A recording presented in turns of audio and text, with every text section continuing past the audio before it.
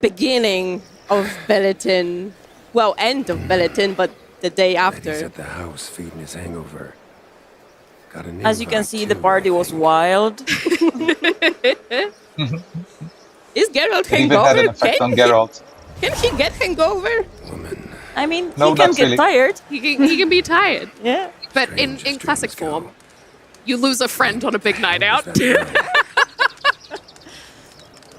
That's exactly It's the usually deal. everyone else who gets a hangover.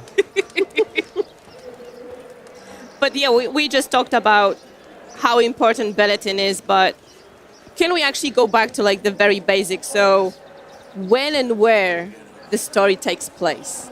Without like big spoilers. Without big spoilers. Let's start with where. So, I can talk about the where, exactly. okay. Let's go. So it's the whole thing plays out in Letten, which is the birthplace of Dandelion. It's in the north, somewhere halfway between Covid and Cadeven, for all you map nerds out there. If you go to the Gulf of Praxeda and take the Buina River to the east and take a right on the Nimnar River, on the other southern shore of the Nimnar, you will find this lovely place that you get to have a Sounds beautiful kinda glimpse familiar. about. But it's in the north if be. you want the short, the LDR version. So I guess we can now go to when. So, the events of third expansion unravel after Geralt hoped to retire at Corvo Bianco, but then yet another adventure unveils. So this is what I would share for now. And then, of course, he has... Really, really great vision elements that we want to cater to, but also enable the player side of exploration, not just the story side of exploration. So we are an open world RPG, and we are going to stay true to that in Songs of the Past as well. And we want to make sure that you are enabled to explore, but guided gently towards elements of the story, so you can still experience it as we sort of intend, but in your own pace, if you understand what I'm saying. So it's directed, but gently, and lets you engage in open world activities while you're already invested in a greater storyline unfolding. So it's still up to you, but nicely framed. And this, I think, was one of the biggest challenges still, which was the biggest challenge in the original game as well. And I guess on that, Peter, what, as players are sort of taking in the world and the architecture and all the work that the team has done, what's something that you really hope that they'll get to see and immerse themselves in, and maybe like the finer details? Well, there's going to be a lot of beautiful stuff and a lot of characteristics that you can experience, and they are going to be obvious. But I would like the players to pay attention to the second layer of this whole world, which is the level design intention. I'm speaking towards my department, of course, because there's a lot of goodwill and greatly skilled intention behind every single pebble, every single asset placed to basically enable what we mentioned earlier, this kind of gentle guidance to make sure that you see everything that we intended you to see, but still let you roam free in the most convenient and accessible manner. So whenever you're on any path, you're enjoying any interior castle, dungeon, anything that you engage with, if you have a moment to appreciate all the good intent, the framing, the composition, the colors, the lighting, do yourself a favor and pay attention to that, because there's a lot of professional skill and effort that went into every square centimeter of this new world. Yeah, I think while we traverse through Latin, could you tell us more about the inspiration? Because I already see in comments that it looks like Italy, it looks different than what we're used to. So maybe a few words about creation of Latin. Right, so we still wanted to keep this character of Latin that is very close to our fond childhood memories of holidays spent at grandma and grandpa in the countryside. So when when exploring Latin, when entering Latin, you should feel that from the get-go, right?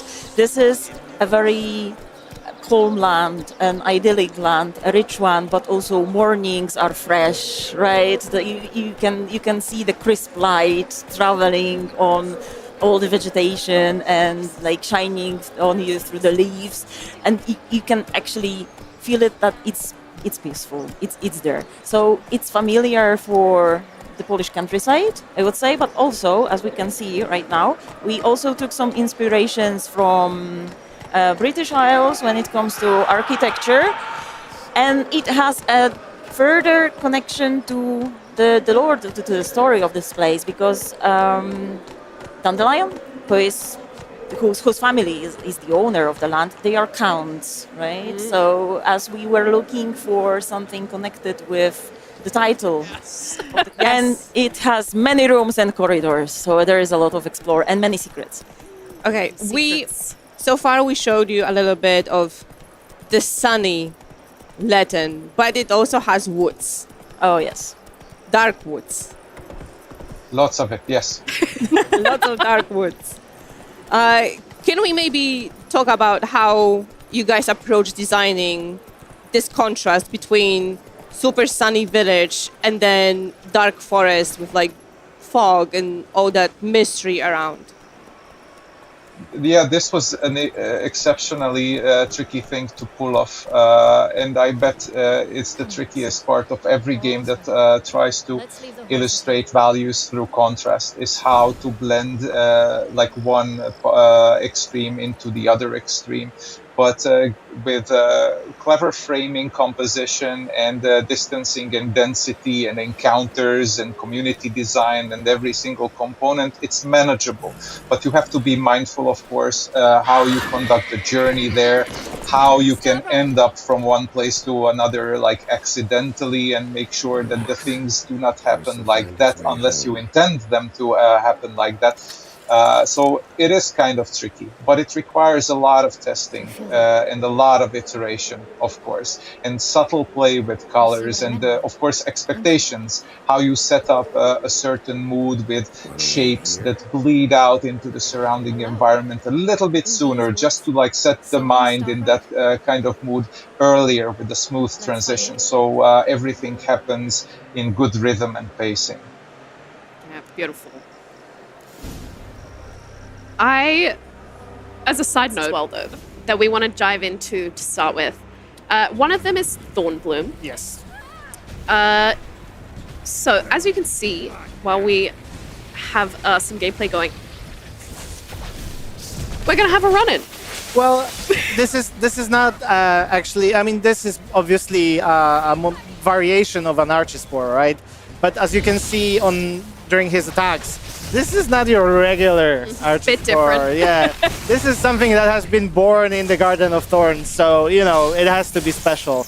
And as you can see, there are like new attack patterns, new VFXs. This is, by the way, you can already see the remaster improvements in VFXs, which are mind-blowing in my opinion. And yeah, so we have. Let's go back to the monsters. Yes. But I mean, I could actually add a little bit to that. Go.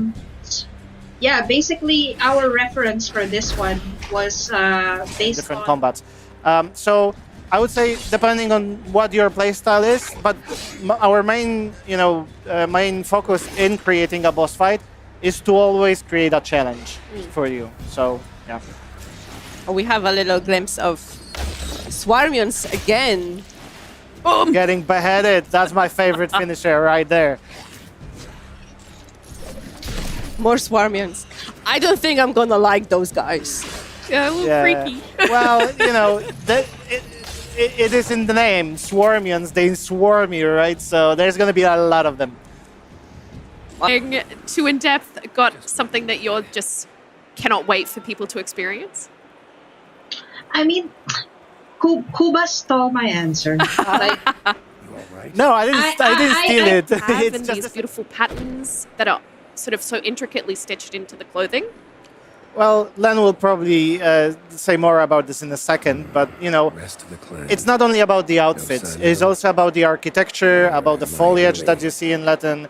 We were trying to create a land that is very consistent in how it looks and how it feels, but also a very distinctive part of the world, that you can feel that this is a very distinctive part of the world. And things that you see on their clothing are, when you play the game, you will see that those are deeply connected to their traditions and to their folklore in this particular area.